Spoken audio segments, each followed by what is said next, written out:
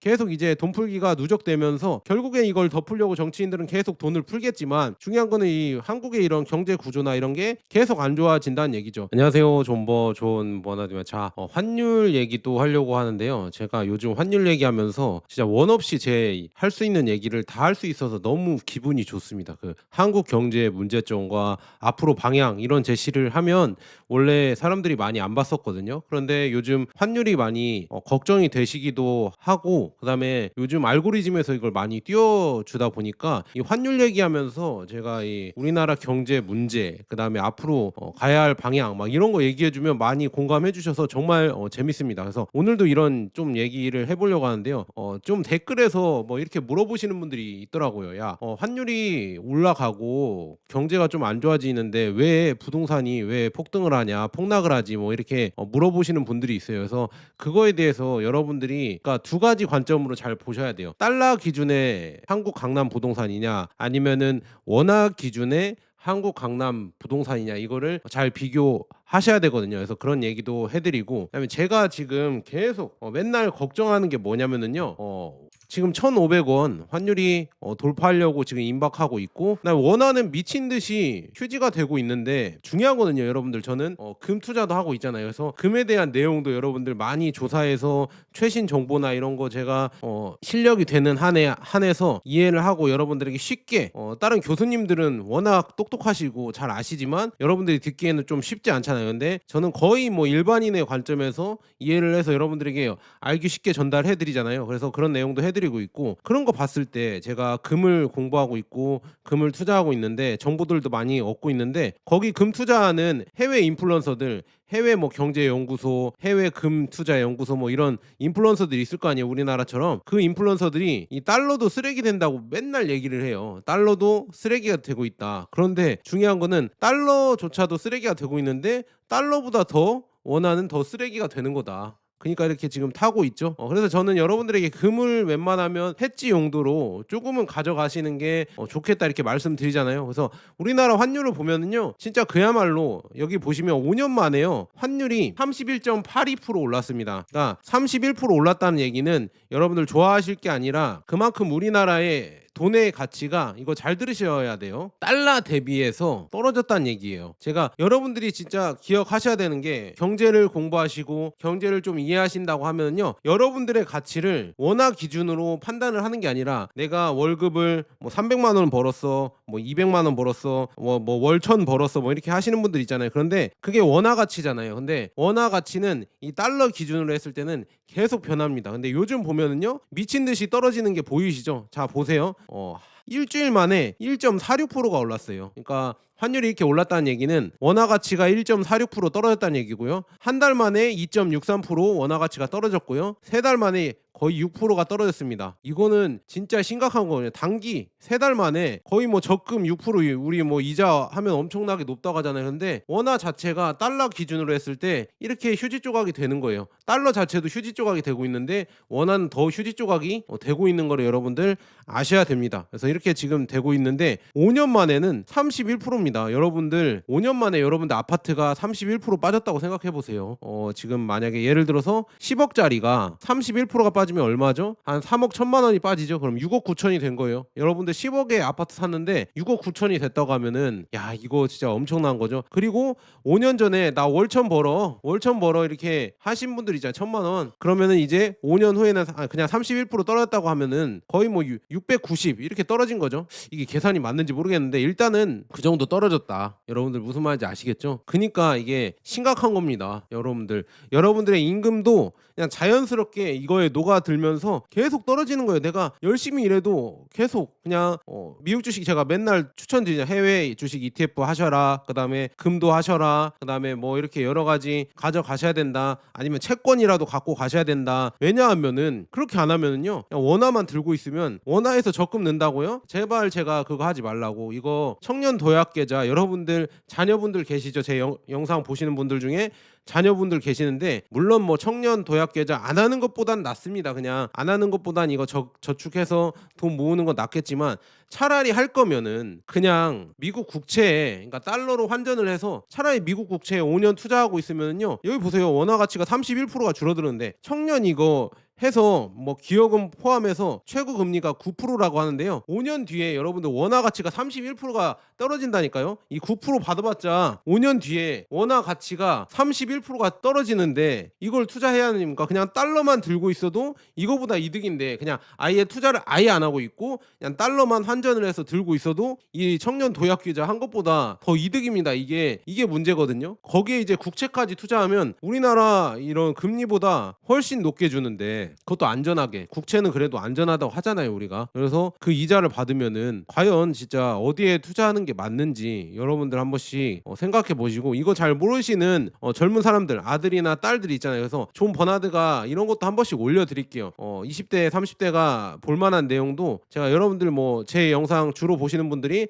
4, 5, 60대 분들이잖아요. 그분들은 좀 더 좋은 정보, 좀 앞선 정보를 얻고 싶어서 저 영상을 보시는데요. 또 이제 기초적인 정보들도 20, 30대들이 그렇게 하면 안 되는데 내가 그렇게 해서 실수를 했는데 그런 내용이 있거든요. 제가 경험을 통해서 그런 얘기 해드리고 싶은데 그런 얘기 해주는 유튜버들은 막 50만, 60만 유튜버들도 많더라고요. 근데 해주는 내용들 보면요, 그냥 조금 만족이 안 들어요. 제 입장에서는 그냥 성이 안 차요. 그래서 제가 이런 거 올려드리면 아들이나 있잖아요. 손녀분들도 있겠고 한 번씩 이렇게 공유를 해주시면 감사하겠다. 그래서 중요한 건 원화 가치가 떨어지는데 뭐 적금이 뭐 이자를 많이 주고 말고 이게 과연 좋은 건지 여러분들 한 번씩 생각을 해보세요. 진짜 원화를 빨리 환전하는 게 오히려 더 빠르지 않을까 저는 그렇게 보고 있습니다. 그래서 환율이 지금 1475원을 돌파하고 코스피가 급락을 하고요. 달러 자산 선호가 지금 동시에 나타나고 있죠. 그 다음에 원화 가치가 하락을 하고 있는데 그게 금융위기급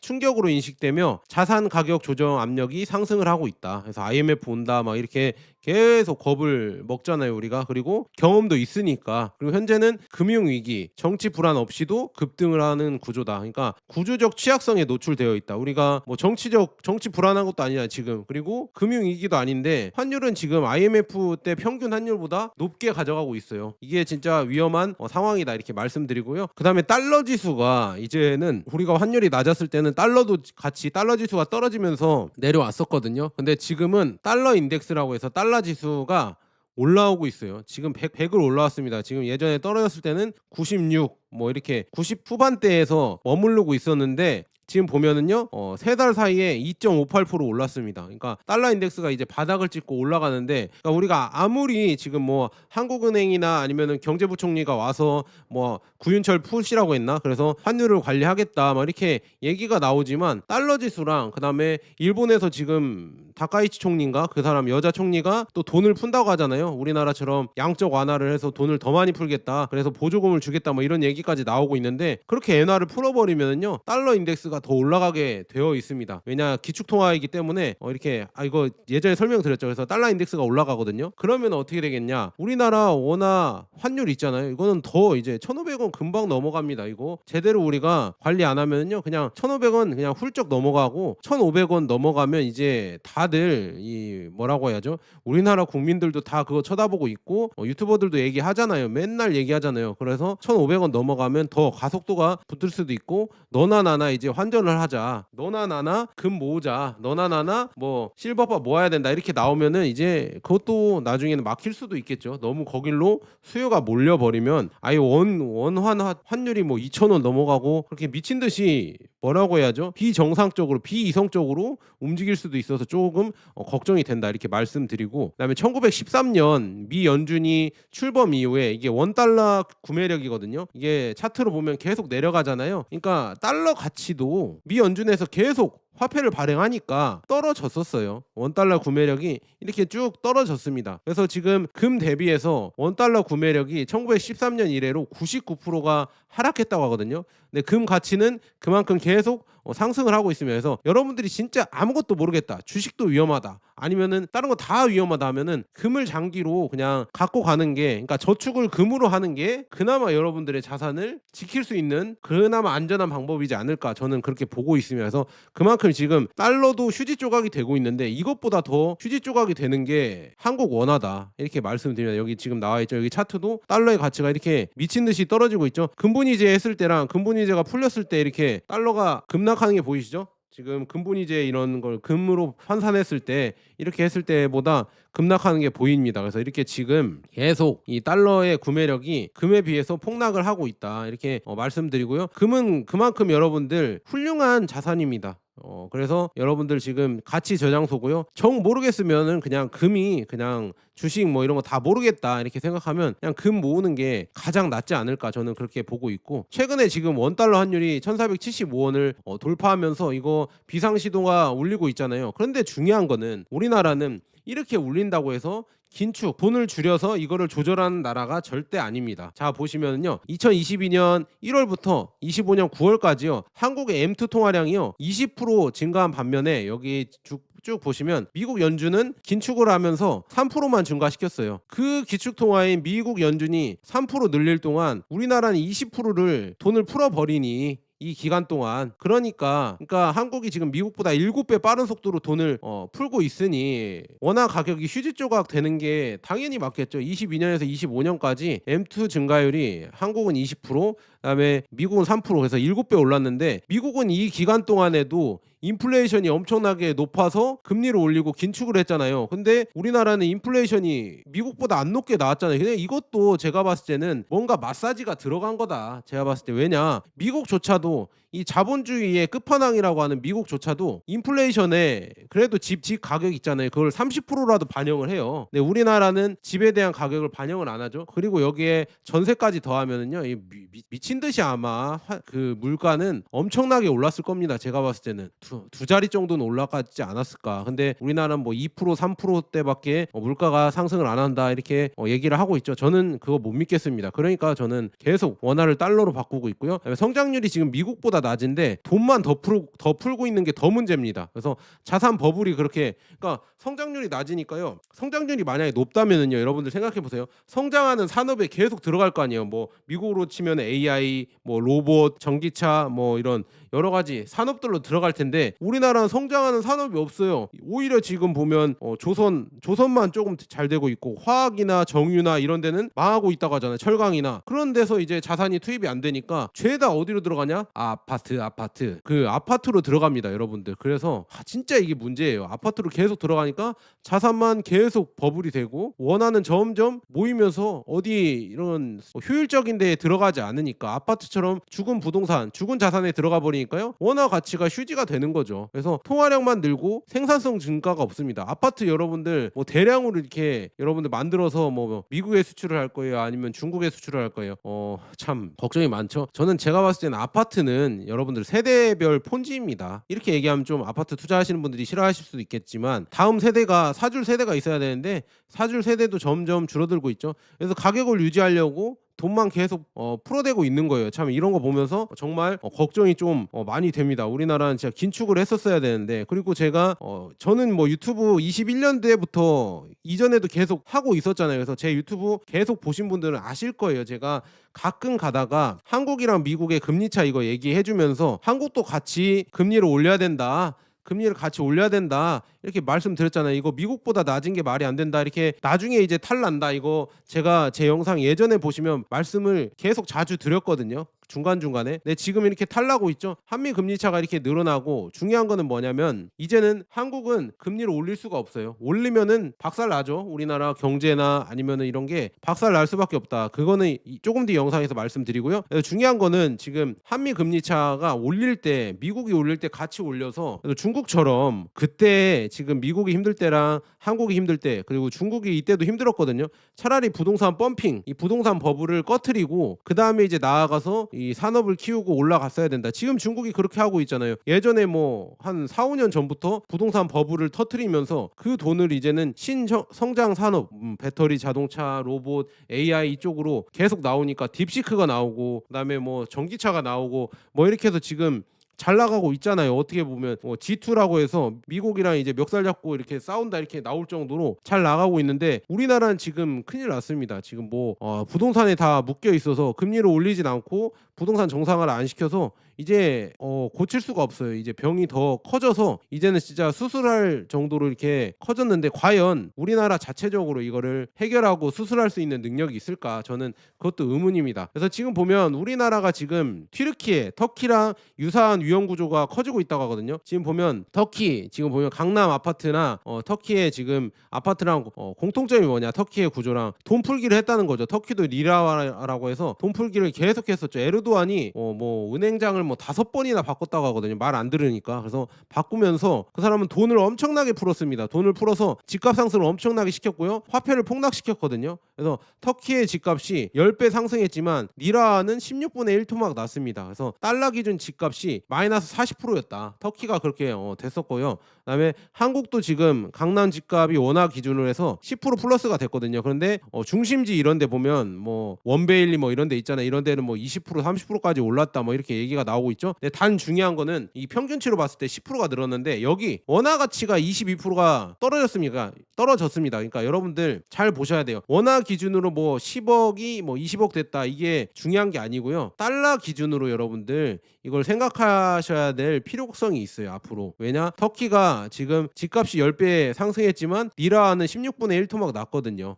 그렇기 때문에 집값이 달러 기준에 40% 떨어진 셈이다. 그러니까 중요한 거는 지금 이렇게 터키를 봤을 때 우리나라도 똑같은 거예요. 지금 이렇게 원화 기준으로 올랐다고 해도 달러 기준으로 하락했기 때문에 결국은 하락을 한 겁니다. 이거를 잘 못 보시는 분들이 있어 이렇게 조금은 더 설명을 해드리고요. 한국은 지금 터키보다 글로벌 시장 의존도가 더 높죠. 터키는 튀르키예는 왜 이렇게 지금 리라를 미친 듯이 풀었냐면 빚이 또 많았어요. 얘네들은 빚이 많고 그냥 통화 정책을 그냥 늘려버려서 이 빚을 탕감해버리고 그다음에 경제가 안 좋다 보니까 그냥 돈을 풀어서 해결해보자 이렇게 그냥 1차원적으로 생각을 한 거죠. 이 후진국 마인드잖아요. 그래서 그렇게 해서 갔는데 중요한 거는 지금 여기 터키 환율이거든요. 미친 듯이 올라갔죠. 2763%. 그다음에 이제 터키 리라의 가치는 달러 대비해서 96%나 마이너스가 됐습니다. 그러니까 이게 완전 휴지 조각이 된 거죠. 리라는 미친 듯이 환율은 올라가고 리라의 가치는 휴지 조각이 됐다. 우리나라가 이런 미래가 이렇게 벌어지지 말라는 법은 없습니다. 그래서 터키가 지금 이렇게 미친 듯이 이런 경제 정책을 펴서 이게 망해 갔고요. 근데 왜 이렇게 지금 터키는 그렇게 할 수가 있었냐? 터키는 그냥 그렇게 해도 그래도 망해도 상관이 없는 동네예요. 거기는. 그래서 여기 보시면 터키의 지금 외국 국채 보유 비중이 2에서 3%거든요. 외국인이.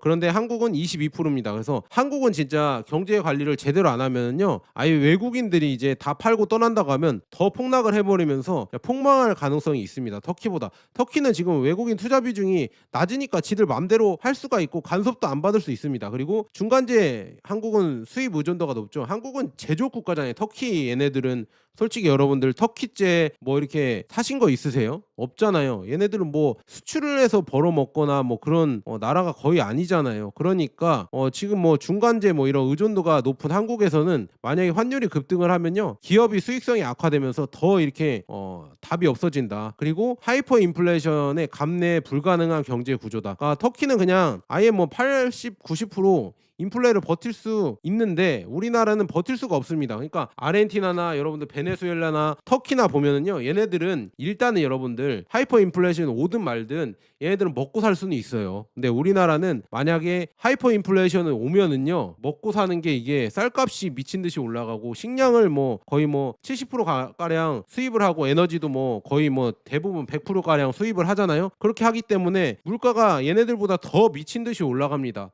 그럼 우리나라는 진짜 겨울에 살 수가 없을걸요. 아마 겨울에 이제 보일러도 못 틀 수도 있습니다. 여름에 에어컨도 못 틀 수가 있어요. 여러분들 너무 비싸서. 그리고 쌀밥도 제대로 이제는 못 먹을 수도 있습니다. 그래서 이게 걱정인 겁니다. 하이퍼 인플레이션에 우리가 못 견뎌내요. 그러니까 물가 상승 물가 폭등에 우리가 견뎌내는 이런 경제 구조가 약하다는 얘기죠. 체력이. 그리고 환율 방어에 집착하는 이유가 그런 이유가 있습니다. 그래서 지금 이런 이유가 그리고 미국 입장에서 한국을 그렇게까지 망하게는 놔두진 않을 거예요. 어떻게든 이렇게 하게 놔둘 텐데 그래도 중요한 거는 서민들은 계속 타격을 입는 거죠.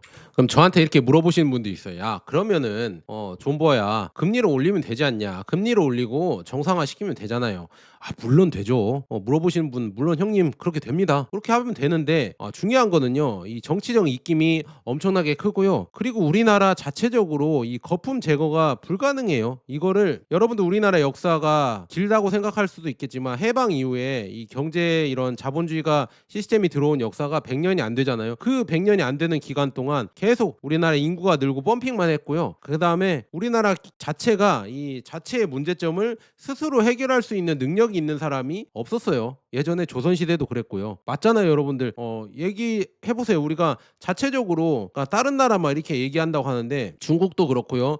그리고 일본도 자체적으로 자기의 이런 구조나 이런 뭐라 하지 모순들을 그래도 희생을 해가면서, 국민들이 다 희생을 해가면서 그거를 해결했었는데, 우리나라는 자체적으로 모순을 해결한 적이 있었나, 저는 그게 좀 의문입니다. 그래서 중요한 거는 거품 제거가 불가능하다, 저는 그렇게 봅니다. 거품 제거는 불가능합니다. 이거는 아마도 거의 거품을 빼는 순간 시스템 자체가 붕괴할 정도로 우리가 취약하기 때문에 거품 제거라는 선택지는 존재하지 않습니다. 한국 경제 시스템에 그런 걸 고려하는 정치인이나 아니면은 한국은행장은 없을 거예요. 그다음에 다들 그거잖아요. 강남 부동산 다 들고 있잖아요. 정부 정치인이나 기업 관계자들이 다 강남 부동산을 들고 있기 때문에, 그리고 주식을 들고 있기 때문에 자산 손실 회피 심리가 있습니다. 그러니까 자기 자산이 손실되는 거를 원하지 않습니다. 그러니까 거품 제거는 불가능하다, 저는 그렇게 보고 있고요. 그렇다면 어떻게 해야 되냐? 환율을 올리고 돈 풀겠죠. 그래서 환율은 1,500원으로 향해 가겠고요. 그다음에 빠르게 계속 이거를 돈을 계속 풀면서, 진짜 이거는 1,500원 넘어가고 1,600원 넘어갈 수도 있습니다. 그리고 청년 세대를 구제해야 되잖아요. 지금 뭐 청년 세대가 일자리가 없다 이렇게 하니까 실업, 휴학생 증가로 청년 구제가 최우선 과제가 되었고요. 그 해결은 결국은 돈 풀기다. 돈 풀어야 되겠죠. 우리가 당장 어떻게 할 수가 있어요. 당장 여러분들이 대공황이나 IMF나 겪을 수 있으세요? 금리 올려서? 그렇게 하면 다들 욕먹고 정치인들 욕먹겠죠. 그래서 그냥 돈 풀기로 그냥 일단 덮어, 약간 이런 식으로 갈 수밖에 없습니다. 다들 그걸 원하잖아요. 우리나라 국민 중에 그거 원하는 사람 없잖아요. 긴축을 해서 이렇게 자산 이런 거품을 빼뜨리고 조금 몇 년 고생하더라도 그렇게 가자 이렇게 원하는 사람이 거의 없다. 없으니까 정치인들은 그렇게 하는 거겠죠. 그리고 사회적 구조 문제, 특정 세대의 구조적 불만이 이제 경제 정책을 인질로 잡는 형태로 갔다. 지금 이렇게 해서 한국은행은 선택지가 없습니다. 그냥 돈 푸는 수밖에 없어요. 그래서 쭉 이렇게 결론을 따지자면 금리는 절대 못 올립니다. 그러니까 올린다고 하면은요, 이거는 진짜 뭐라고 해야죠? 진짜 이제는 어쩔 수 없을 때, 미국에서 올려야 된다고 이렇게 할 때 우리나라가 선택권은 없습니다. 해외에서 니네 올리지 않으면 우리가 투자 안 해 이렇게 하지 않는 이상 절대 올릴 일은 없고요. 그래서 하이 레버리지, 그러니까 빚이 너무 많이 들어갔어요. 특히나 부동산 중심으로 우리나라는 빚이 너무 많이 들어간 구조이기 때문에 이 부동산 이런 지금 움직임에 이 가격 붕괴 가능성이 큽니다. 금리를 조금만 올려도 지금 이제 1%, 2% 가까이 금리를 올린다고 하면요, 아마 다 죽어난다는 소리 나올걸요. 영끌족들 죽어난다 막 이렇게 소리가 나올 겁니다. 그리고 중요한 거는 여러분들 현금 부족이잖아요. 우리가 부동산을 팔아도요, 다 그게 거의 영끌족들 빚이잖아요. 그래서 현찰 보유자가 없어요. 여러분들 레미안 원베일리나 아니면 이런 데 팔아서 50억 60억 이거 다 현찰로 이거를 받아야 되는데, 이거를 사줄 사람이 몇 명이나 있을까? 이거 다 처분한다고 하면 50억 60억 100억 200억짜리 이런 아파트, 썩다리 아파트도 20억 30억 하더라고요. 이거 썩다리 아파트 판다고 20억 30억에 선뜻 사줄 사람이 몇 명이나 될까? 우리나라 그렇게 돈 많은 사람들이 많으면은요, 환율이 이러지는 않을 텐데 지금 돈이 없어요. 그래서 그 다음에 이제 그런 돈들이 이제 생기면은, 그다음에 새로운 돈들이 생기면 세무조사도 당연히 들어갈 것이고, 그래서 금리 인상은 거의 경제 붕괴를 거의 이렇게 도장을 찍는 거나 마찬가지이기 때문에 결국 선택지는 금리 인하밖에 없습니다. 그래서 금리 인하로 계속 갈 수밖에 없습니다. 근데 중요한 거는요, 금리 인하로 해서 돈을 풀면은요, 시중은행을 통해서 이걸 돈을 풀 거 아니에요. 우리가 물론 이렇게 재난지원금이나 아니면은 민생지원금인가 민생 쿠폰인가 소비 쿠폰인가 이런 걸로 풀었잖아요. 근데 그런 거 푸는 거는 그냥 단기적인 효과만 되는 거고요. 일단은 시중은행에서 M2 통화를 풀어야 돼요. 근데 중요한 거는 그게 부자에게 저금리 대출로 더 많이 들어가기 때문에, 더 많은 신용으로, 더 많은 담보로 이렇게 한도로 들어가기 때문에 서민에겐 또 고금리가 됩니다. 그래서 결국에는 돈이 풀려도 결국에 자금들은 강남이나 자산가에 집중이 되게 되어 있다. 그래서 지역계층이 양극화가 심화될 수가 있습니다. 그리고 돈이 풀리면은 우리가 바보가 아니잖아요. 그러면은 한국에서 가장 가치 있는 자산으로 돌아가겠죠. 그게 뭐예요? 부동산이겠죠 또. 부동산이 계속 올랐고 주식보다 부동산이 더 올랐고요. 그래서 요즘 이재명 대통령이 부동산을 어느 정도 여기에 돈이 안 들어가게 막으려고 노력은 하고 있는 것 같아요. 하지만 중요한 거는 부동산으로 계속 들어가겠죠. 강남 부동산으로 들어가고 코스피로도 들어가겠죠. 그래서 코스피 5천이 할 수 있어요. 왜냐? 그냥 환율을 2천 원 만들어 버리고 코스피 5천 뭐 만까지도 갈 수 있으면 환율 뭐 3천 원 가면 만 가겠죠. 그래서 그렇게 충분히 만들 수가 있다. 그래서 환율에 대해서는 얘기 안 하고 언급 안 하고 코스피가 2천 5천 갔다 뭐 6천 갔다 이렇게 얘기하면 되겠죠. 그래서 지금 통화 지금 증가량이 계속 늘어나고 있습니다. 그래서 이런 게 지금 걱정이 많이 됩니다. 이렇게 통화량이 증가되고 뭔가 우리나라 이런 신용도도 내려가고 이런 기업이나 이런 데가 안 좋아지면요 당연히 외국인들이 이제 1,500원 환율이 계속 올라가면 결국에 외국인들이 원화를 들고 투자를 하잖아요. 근데 외국인들이 들고 있는 원화 가치가 계속 떨어지면 원화 외국인들도 그냥 빨리 달러를 챙기겠죠. 그래서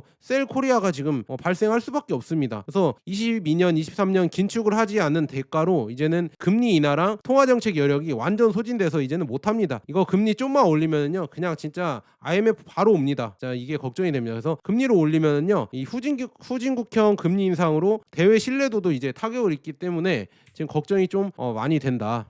그러면 그간 왜 금리를 올리지 않고 금리를 내리고 돈을 풀면은 왜 한국 경제가 다 해결이 됐냐? 존 버나드 이거 설명해봐라 이렇게 하시는 분들 있잖아요. 그거는 왜 그러냐면 한국의 경제활동 인구랑 그다음에 GDP 성장률이 높았어요. 예전에 여기 차트 보면 GDP가 뭐 10% 이상 예전에는 올라갔었잖아요. 2000년대 초반이나 아니면 1990년대 이때는 엄청나게 올랐고요. 그다음에 1990년대 1900만 명, 그러니까 경제활동 인구가 1900만 명이었거든요. 근데 24년에 2800만 명 이상으로 900만 명이 또 증가했으면 이런 펌핑으로 이 소비나 생산 이런 데가 계속 커지면서 돈을 풀어도 이제 흡수할 수 있는 노동력, 내수 생산 능력이 존재를 했습니다. 그런데 이제는 그게 이제 정점을 찍고 내려오고 노인 인구가 증가를 하고 그다음에 노인 이제 복지 비용이 증가를 하고 세수가 증가를 해야 되니까 예전에 지금 1990년대 2000년대 중반까지 5에서 10% 성장률을 기록했지만 그런 고성장 시대가 이제 끝났고 저성장 뭐 0% 아니면 뭐 마이너스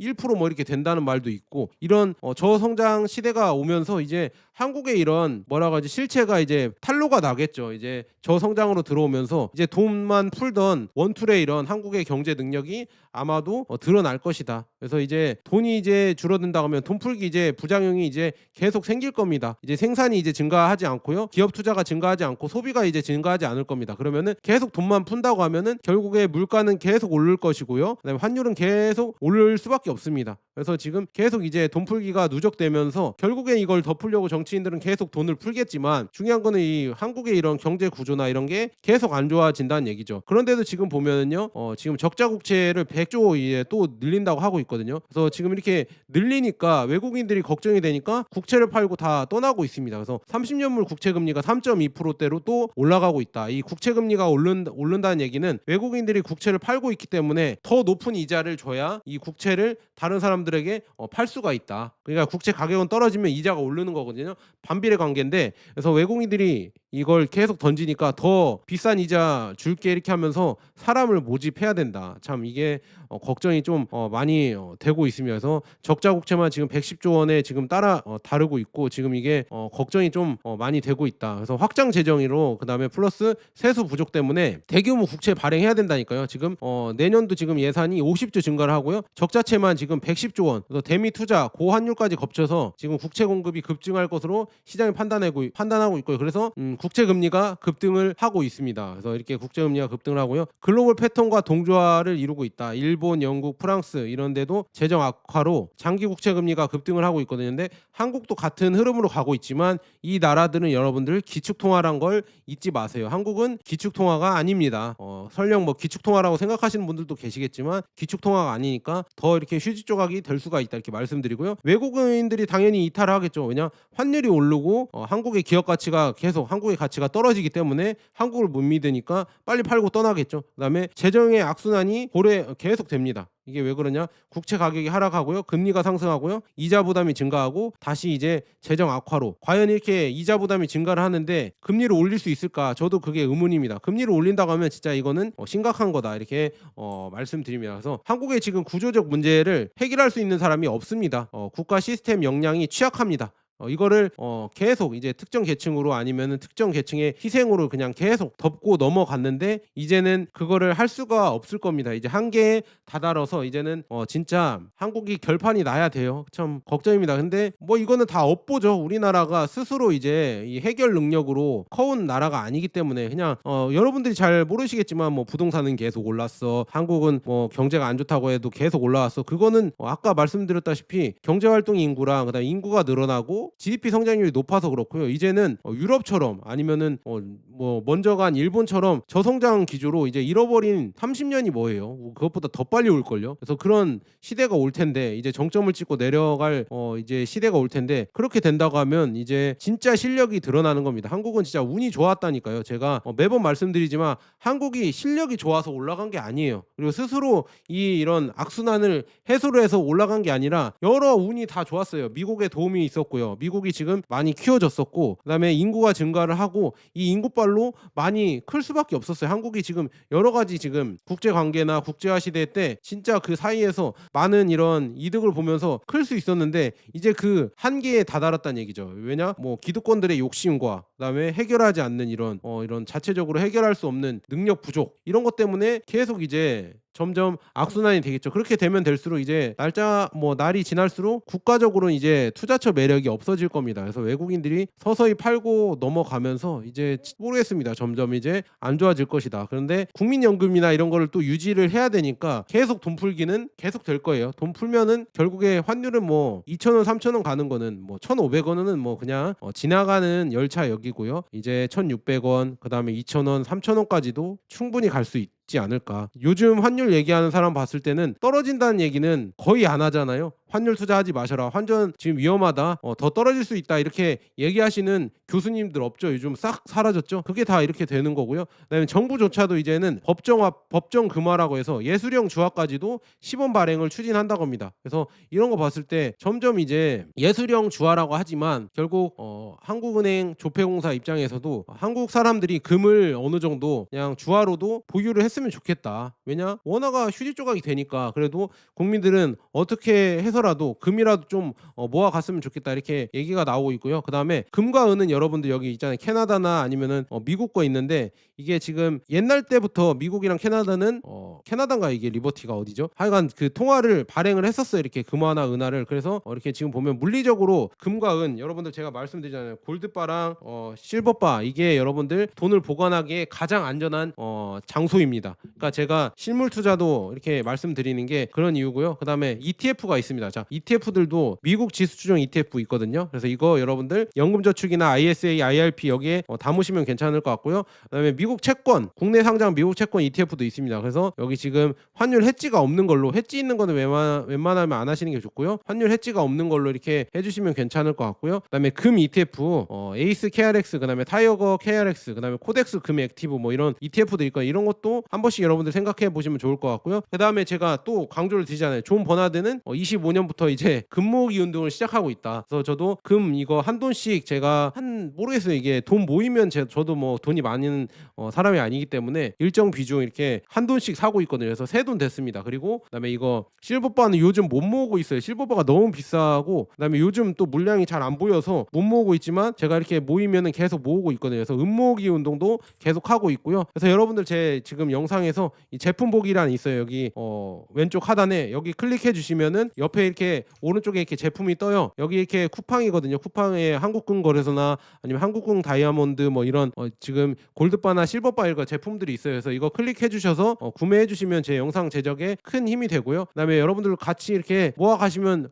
좋을 것 같습니다. 여러분들의 가치를 저장해 주는 거는 원화가 아니고요. 여러분들 이런 물리적 금과 물리적 은입니다. 제가 이렇게 말씀드리고요. 그래서 이렇게 좀 사주신 분들이 있더라고요. 자, 지금 뭐 이번 주에 지금 또 은 실버바 있잖아요. 이렇게 사주신 분들이 있고요. 그다음에 다른 거 뭐 이런 거 뭐 건강과 밥상 서리태나 뭐 떡갈비나 뭐 그다음에 옷이나 뭐 이런 거 사주신 분들이 있거든요. 이런 거 사주셔도 저한테 큰 힘이 되니까 여러분들 한 번씩 부탁드립니다. 자, 여기까지 존 버나드였고요. 여러분 긴 영상 시청해 주셔서 정말 감사합니다.